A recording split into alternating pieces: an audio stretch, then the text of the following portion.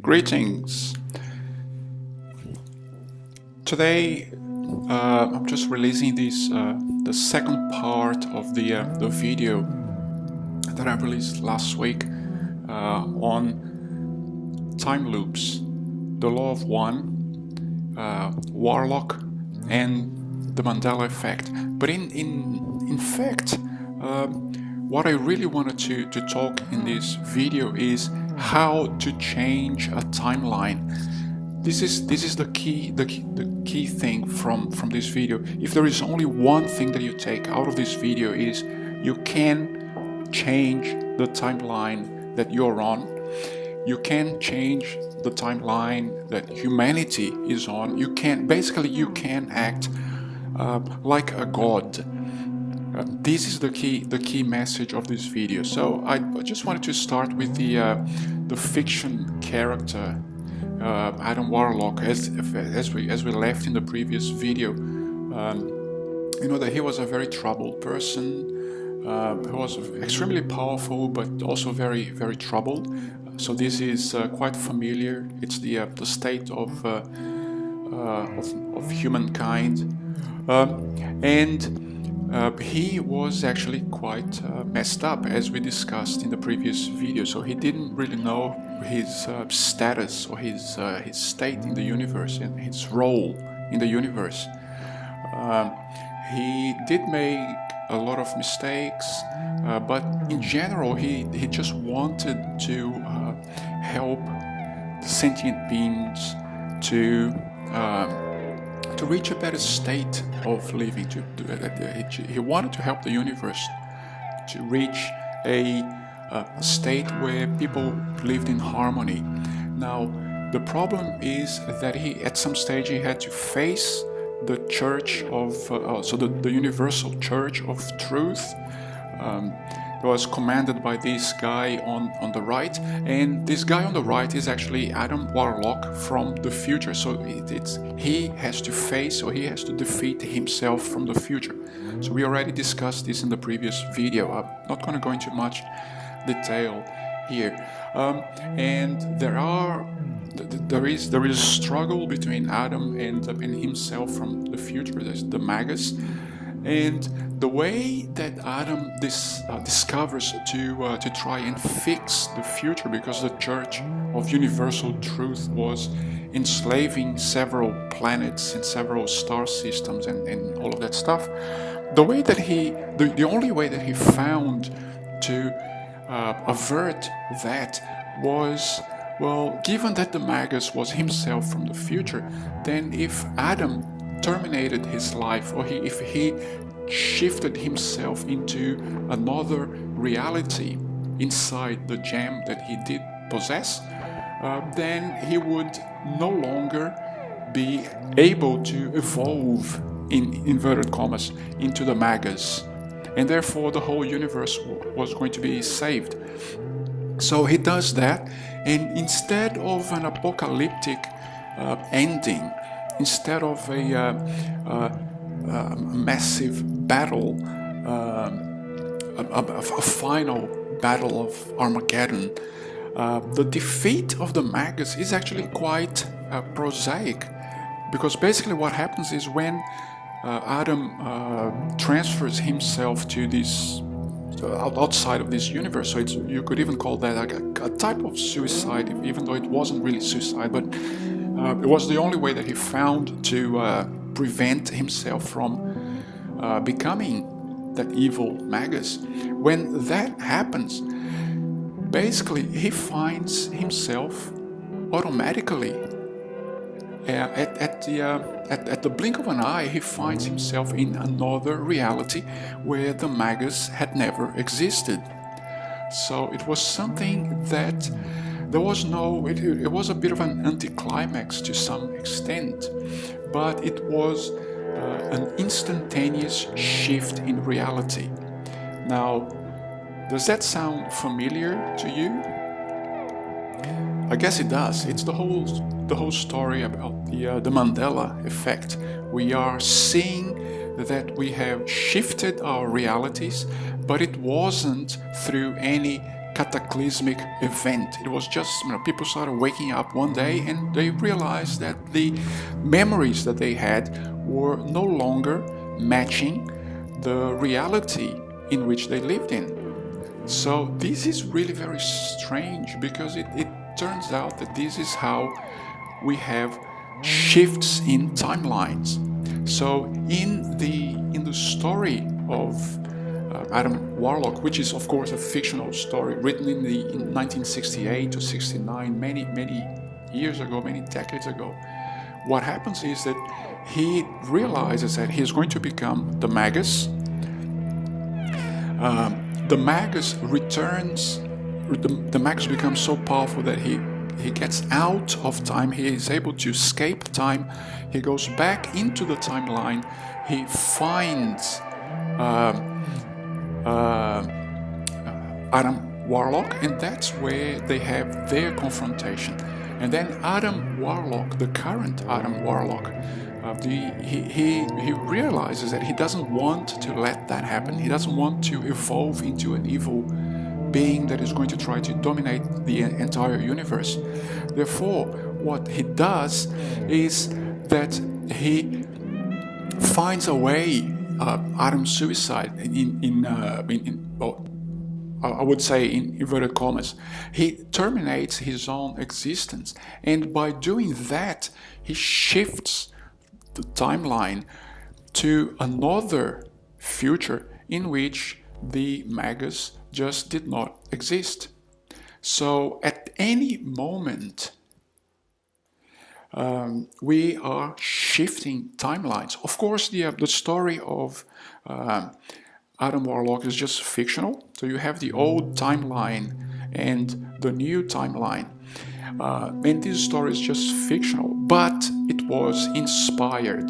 I'm pretty sure that this story was fictional, but it was inspired. As I discussed in the part 1 of this video, if you go and look at the Law of One, which is a real channeled material, so we are no longer talking about fiction. Now we're talking about the real deal, the real state of the universe. You will realize that the Law of One discusses the existence of what they call the Oversoul. This Oversoul is a 6th density being, so it's a being that is much more advanced than what we are. So every person has an Oversoul. It's what they call, or what we call, higher selves. And this is all more explained in detail in in the video part 1. The Oversoul is a being that is beyond time. The Oversoul is also a positive being, so it's service to others rather than service to self. The Oversoul knows all possible pathways in which you could ascend, or itself did ascend into 6th density. And finally, as we discussed before in the other video, the Oversoul is you. So you, in the future, you will become a 6th density entity, and you will be so powerful, your consciousness is going to be so powerful that you will break out of time. You will break out of time, and when you do that, you will be able to go back in time, because you can choose the space-time in which you operate, and you will try to help a less evolved version of yourself. And then when that happens, you will be your own higher self, your own Oversoul. Now, the key that I wanted to, the key issue that I wanted to express in this video is, in the same way that the fictional character of Adam Warlock could see a timeline and he didn't like the results of that particular timeline, and he decided to change it. This is exactly what's happening to us on this planet. We are evolving. We have quite a high level of technology. We are evolving into something that is technologically advanced but not morally advanced, at least yet. So this is a timeline that has a lot of risk associated with it. So the key for survival of humanity is if we slowly shift away from the current timeline. So we can act through conscious choice, compassion, and meditation. We can shift our timelines into something that is more desirable. So we have an old timeline where we were headed without intervention from good intentions and compassion. And the new timeline is something that is far more desirable. And now the very interesting thing to this is that the reptilians, for example, they know that we have this power. The reptilians, they know that mankind is extremely powerful. Our consciousness is extremely powerful, and we can change timelines if we want to. The Illuminati Cabal, the Khazarian Mafia, they also know the power that each one of us has. But we as a collective, we are not using this power. This is what's really very sad. So if you there are watching this video, I would say that you have been touched, you have been led to watch this video because of your inner yearning. So you already know yearning. You already know that you have this power, and you just want to unleash this. You just want to understand, how on earth do I change the reality that we are in? Well, it's not rocket science. It's not a lot of difficulty to do this. You don't need to become the president of the United States. You don't need to become the person that is going to be the most powerful person in the world. You don't need to go and resolve or solve the problem of hunger in Africa. You don't have to do any of these things. To shift timelines is something that is relatively easy, but it does require persistence, and it does require a little bit of discipline. So what happens is that the first thing, you have to be in the moment. Forget about worrying about the future or being concerned with the past. Be in the moment. This is sometimes called mindfulness. Don't worry about what's going to happen next week or next month. Also, be positive. Laugh. Make jokes. Don't let other people around you drag you down, because they will. Some of them are controlled by the reptilians. Some of them are just ignorant, and they don't know what they're doing. They will try to insult you. They will try to make you feel fear.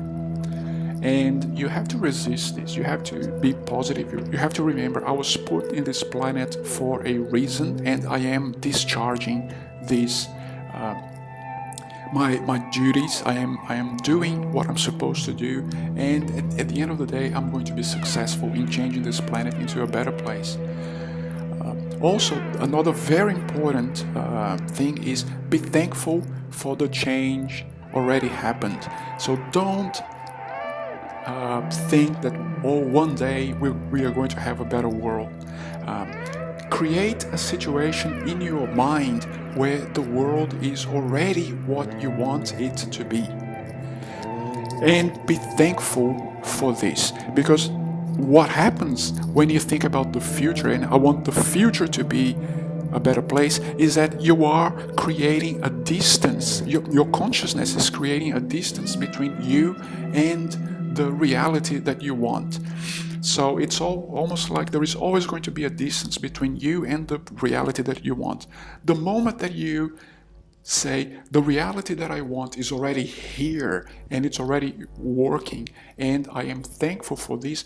You bring this reality from the astral planes, from the mental planes, you bring this reality into our universe with far, far more energy than if you thought it was going to be in a future event. So when you are mentalizing, when you are visualizing this new reality, this better reality where the world is governed by compassion and love,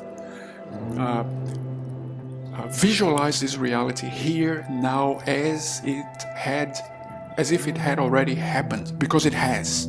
We are already in a timeline where the world is going to be governed by compassion and by